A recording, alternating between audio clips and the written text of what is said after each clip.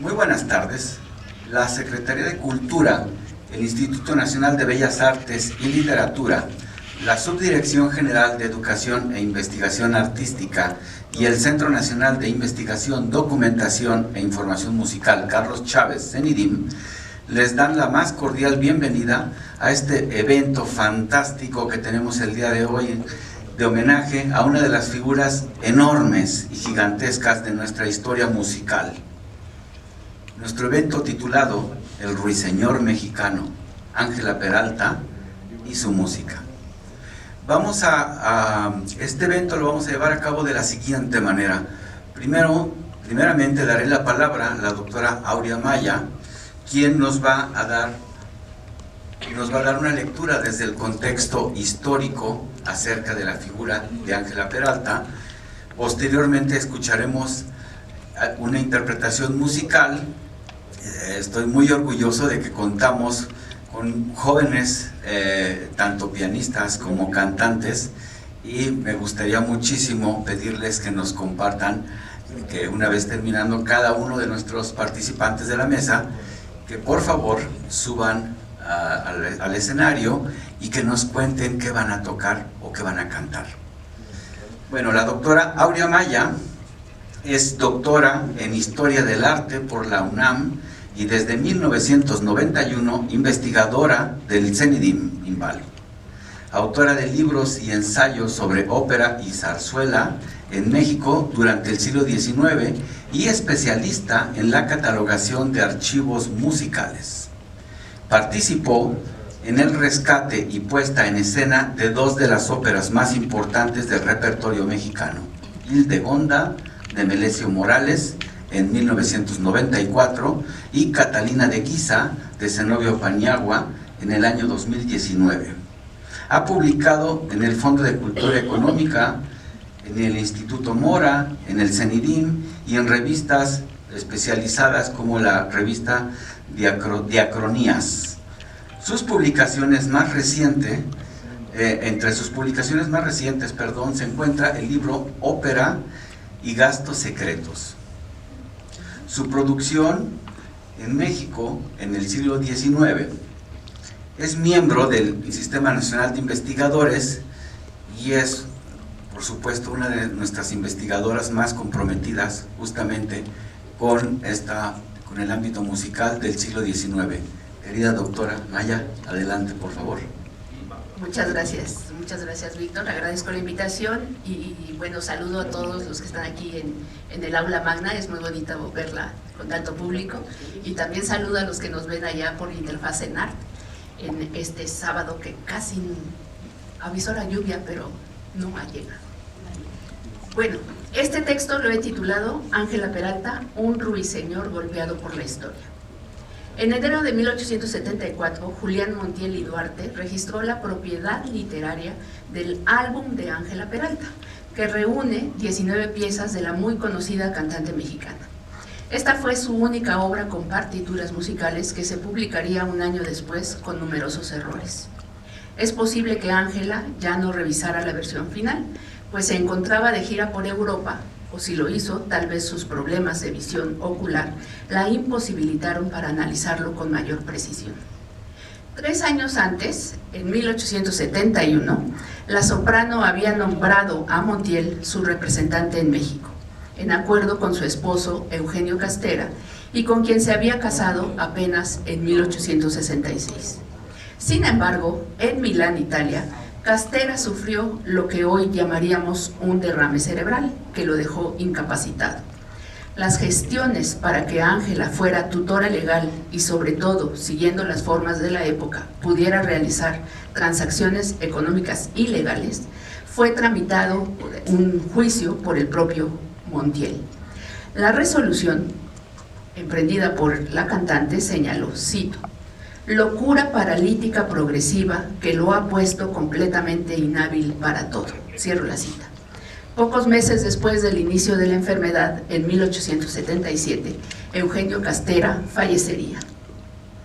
Ángela regresaría a México y establecería un vínculo con Montiel hasta su muerte en 1882, apenas 5 años después de convertirse en viuda.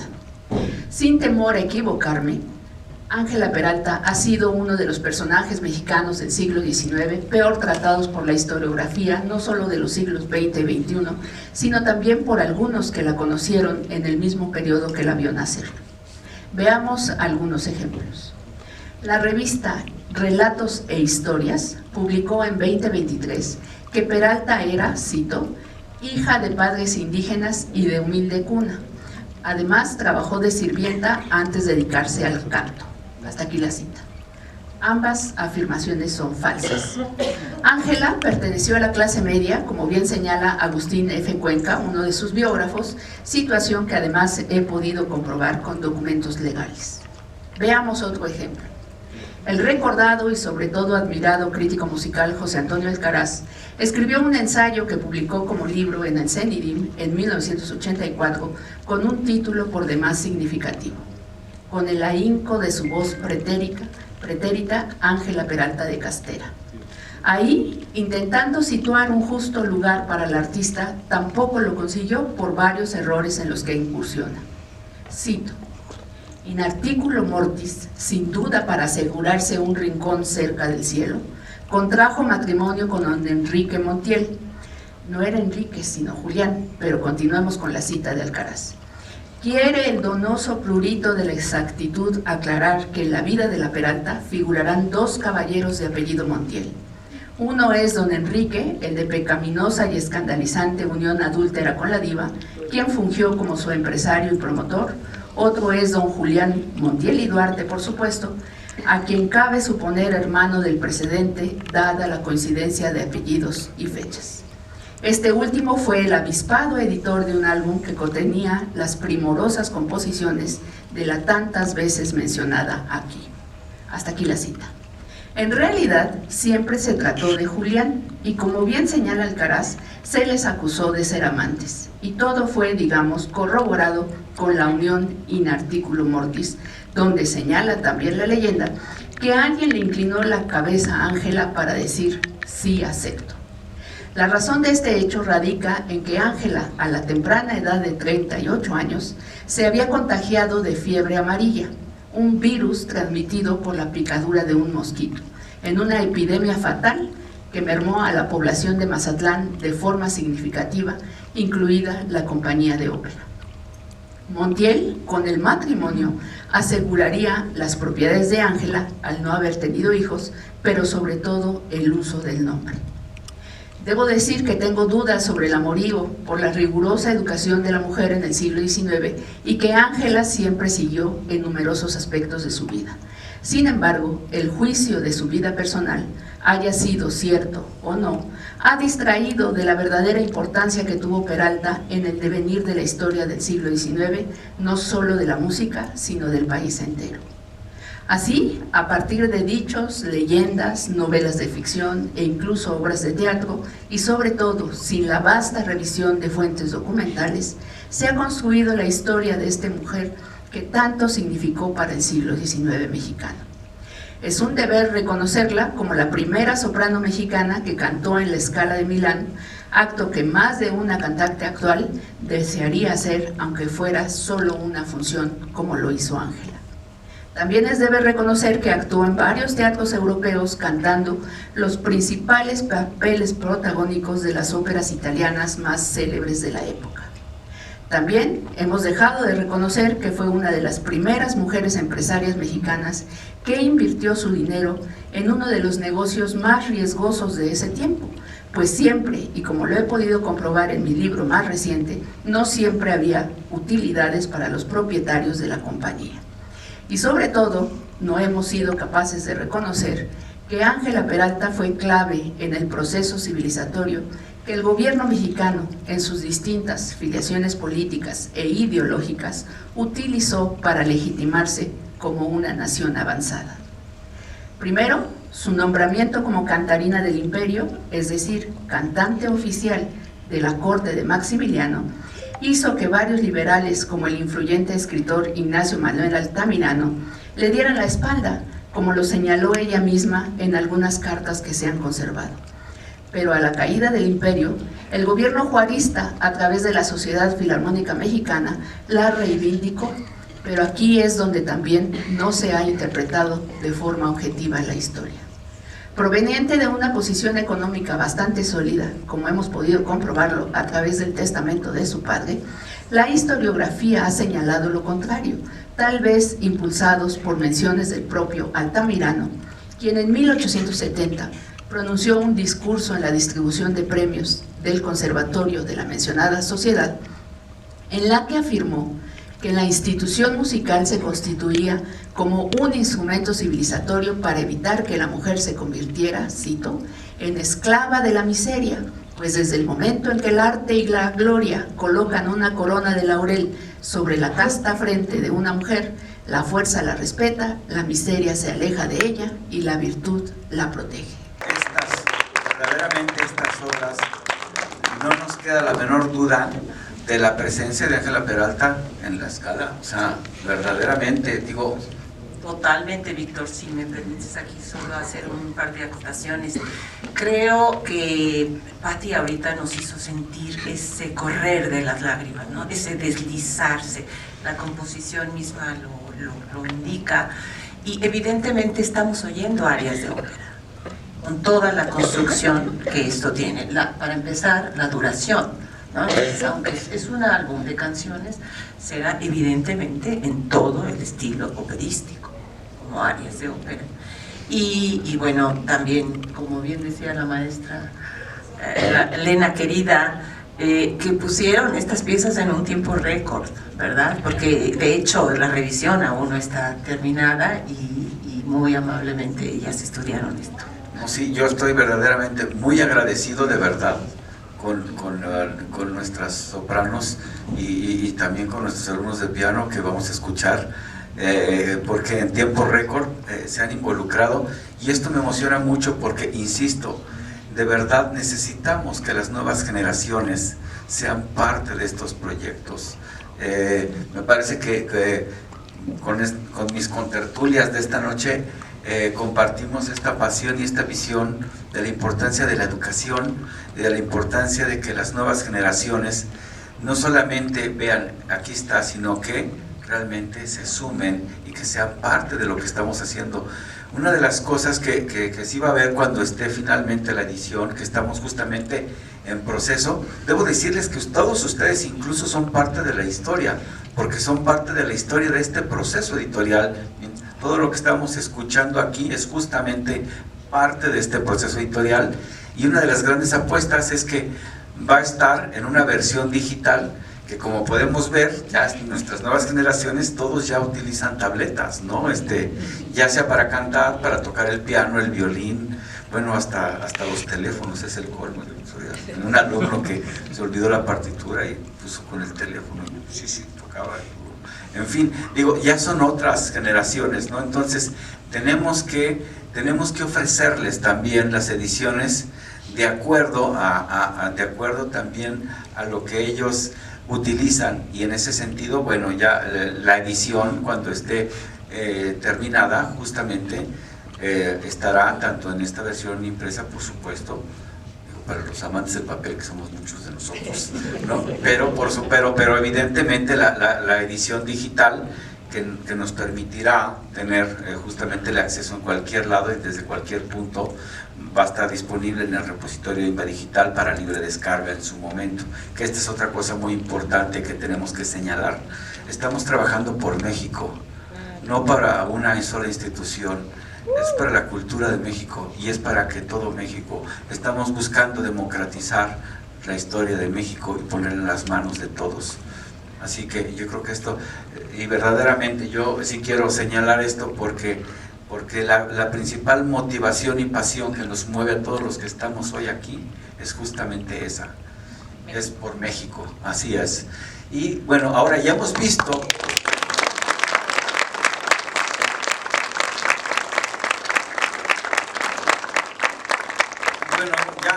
Ya hemos visto por ahora una primera parte de esta, bueno, dos partes. Por un lado, la doctora Maya nos ha sorprendido con dos cosas que a mí me han conmovido de lo que ella señala. Es, por un lado, esta parte de como empresaria, podemos imaginar de verdad los retos que debe haber sido para ella esa faceta ¿no?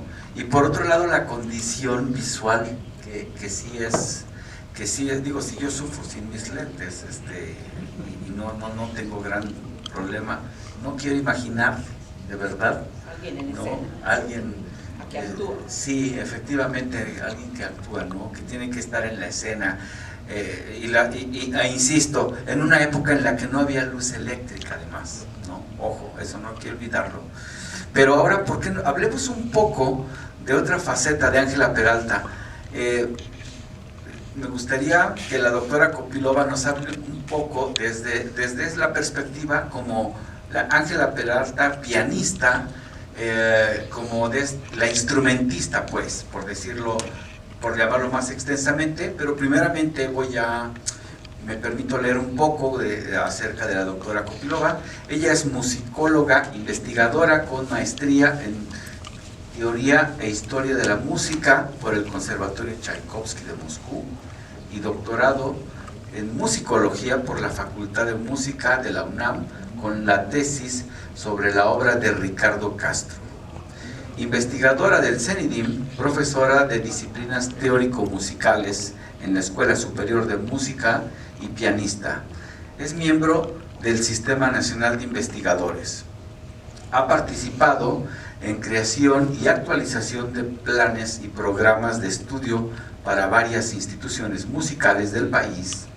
Ha dictado conferencias en numerosos congresos nacionales e internacionales e impartido cursos con temas diversos sobre educación musical, análisis de la música mexicana, estudio de la música renacentista, iconografía musical e influencia entre la música rusa e hispanoamericana. Autora, colaboradora y editora de libros, partituras y artículos científicos y de divulgación. Como pianista, ha acompañado a cantantes e instrumentistas con el repertorio de música clásica europea y mexicana. En el campo de la crítica musical ha escrito reseñas, notas al programa y notas para diversos discos compactos. Querida doctora, por favor.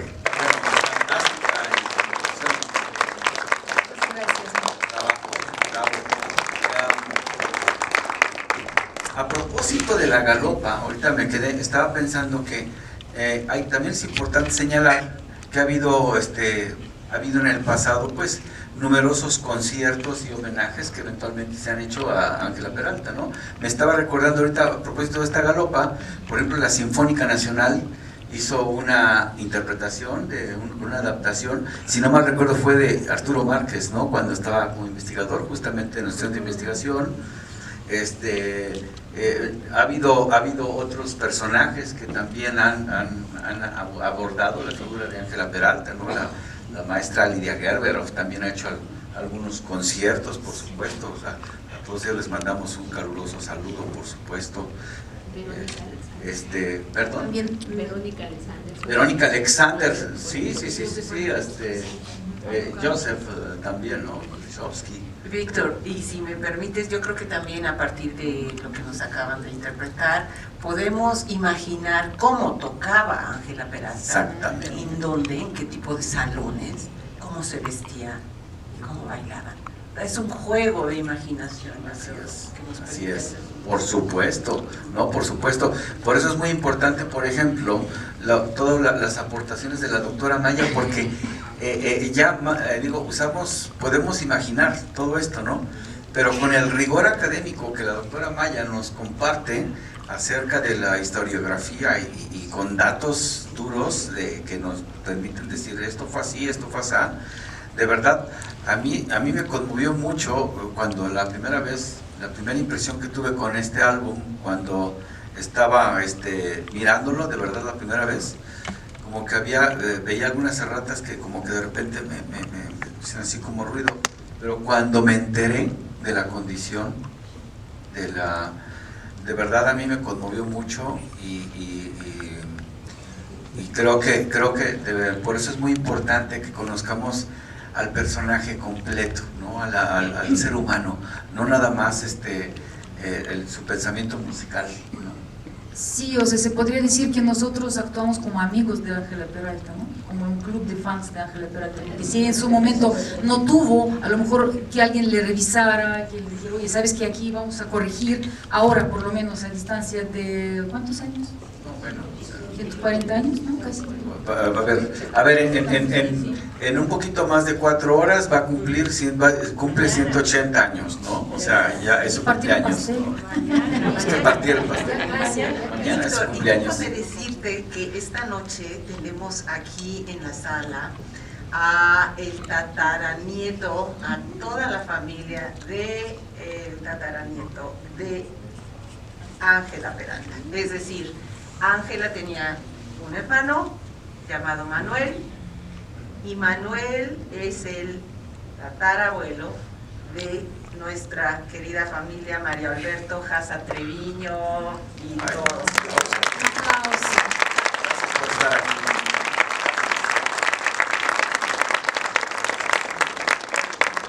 Muchísimas gracias por estar aquí. Es un honor, un privilegio que nos acompañen en esta tarde, noche, a unas horas del cumpleaños de una de las grandes figuras de México. Pero sí, querida, por favor, adelante.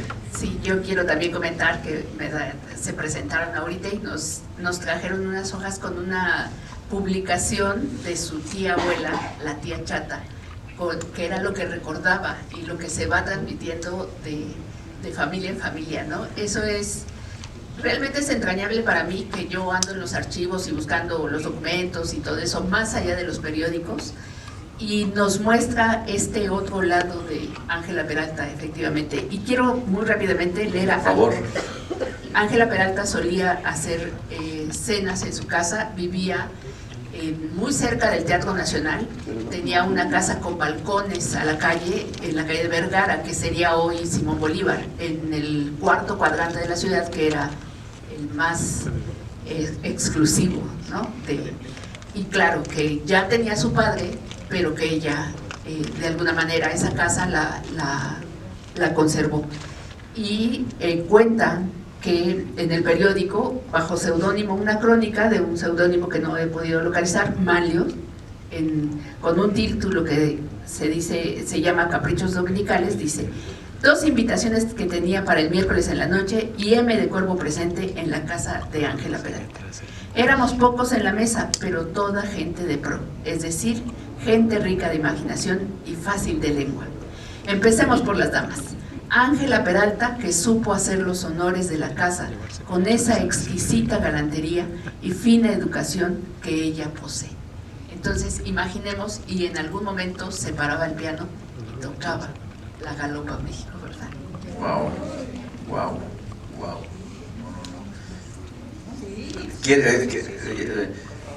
Sí, me gustaría escuchar más, pero querida doctora, me gustaría, ¿por qué no nos compartes un poco tú hablabas cuando estábamos durante este proceso, tú nos comentabas algo acerca resaltabas la cuestión de la figura del estudio, y eso me parece que es muy importante porque en este álbum hay una obra que se llama titulada Estudio, pero si la ponemos en la perspectiva de los estudios de Chopin y de otros grandes pianistas de la época, incluso un poco posteriores, cambia la perspectiva. Entonces, porque esto nos da otra dimensión justamente de los alcances pianísticos de Ángela Peralta, ¿no? Que habían pasado quizá inadvertidos. ¿Por qué no nos cuentas un poco de esto antes de escuchar un poco más de música de piano?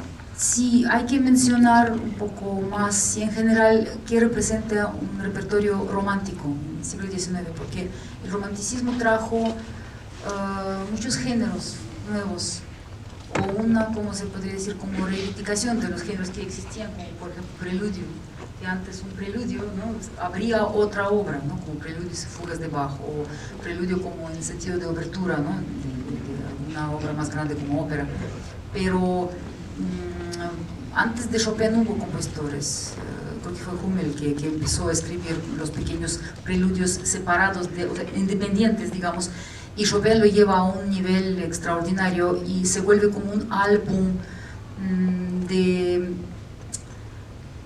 emociones íntimas de algunos recuerdos quizá momentáneos. Y así hay varias piezas que se llaman de diferente manera, por ejemplo, como Schumann llamaba novelette, ¿no? También como hay esta cercanía entre la narrativa literaria o poética y la música. Y Estudio también se convirtió de una pieza meramente técnica, de algo que pues solamente servía como ¿no? para calentar los dedos y trabajar algunos importantes elementos técnicos, en algo súper poético. Entonces tenemos estudios de Chopin, luego estudios de Liszt también, que son trascendentales, que son súper difíciles, y sí, es esta combinación entre lo romántico, entre lo momentáneo, entre lo escurridizo, lo que pasa ante nuestros oídos, ante nuestros ojos, de manera imaginaria, y se va, ¿no? Se pierde. Y entonces Ángela Peralta escribe pieza que de hecho tiene doble título, es Estudio en la bemol mayor y también Fantasía, le pone Fantasía. O sea, sí, Fantasía también es un género que tiene muchos siglos, pero que yo creo que nunca muere, o sea, se transforma y siempre nos aporta algo, porque es algo que se combinó muy bien con este espíritu romántico, expresar algo fugaz. Y entonces, pues, aparte en este estudio de Ángela Peralta hay unas reminiscencias de un estudio de Chopin. Eso es lo sorprendente, como les decía, que Chopin es como esta simbiosis un poco estilística, porque Chopin se empapaba de esta música operística de Bellini, ¿no? Y Ángela Peralta nos presenta esta faceta, ¿no? De bel canto, de la música operística, y de repente en esa pieza para piano también tenemos reminiscencias, ¿no? de Chopin. Es como un triángulo amoroso entre varios compositores e estilos. Pues, yo creo que sería bueno que lo escucharan. Muy bien, claro, por supuesto. Y lo interpretará Isis González, la alumna de la Escuela Superior de Música, la alumna de la maestra Edith.